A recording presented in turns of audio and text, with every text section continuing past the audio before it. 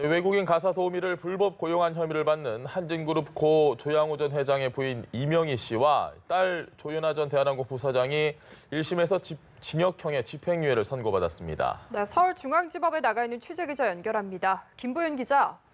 네, 출입국관리법 위반 등의 혐의로 재판에 넘겨진 이명희 씨는 징역 1년 6개월에 집행유예 3년, 조현아 전 부사장은 징역 1년에 집행유예 2년과 벌금 200만 원을 각각 선고받았습니다. 이들 모녀는 또 160시간, 120시간의 사회봉사도 해야 합니다. 먼저 재판부는 이 씨에 대해 총수 배우자라는 지위를 이용해 대한항공을 가족 소유 기업인 것처럼 이용하면서 임직원들을 불법 행위에 가담시켰다고 꾸짖었습니다. 또 급여를 올려주지 않아 필리핀으로 돌아간 가사 도우미를 두고 마치 불법 고용의 문제점을 인식해 돌려보낸 것처럼 주장하는 건 진정하게 뉘우치고 있는지 의심을 살만하다고 지적했습니다.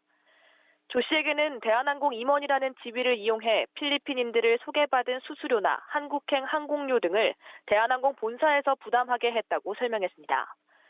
앞서 검찰은 두 사람에게 각각 벌금 3천만 원, 벌금 1,500만 원을 구형했는데요.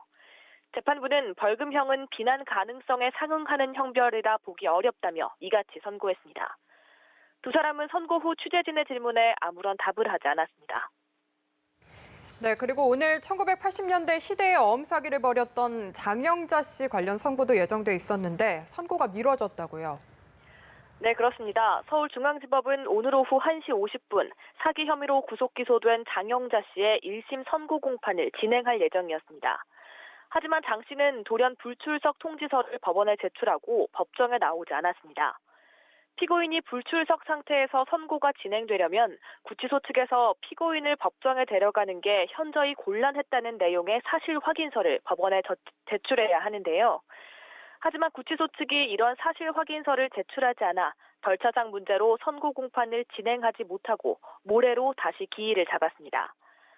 장 씨는 남편 고 이철희 전 중앙정보부 차장 명의의 재산으로 재단을 만들려고 하는데 상속을 받으려면 현금이 필요하다는 등의 거짓말로 7명의 피해자에게서 6억 원을 뜯어낸 혐의를 받았습니다. 이미 사기 혐의로 3번이나 실형을 살았던 장 씨는 2015년 석방된 지 7개월 만에 다시 범행을 저질러 지난해 초 수감됐습니다.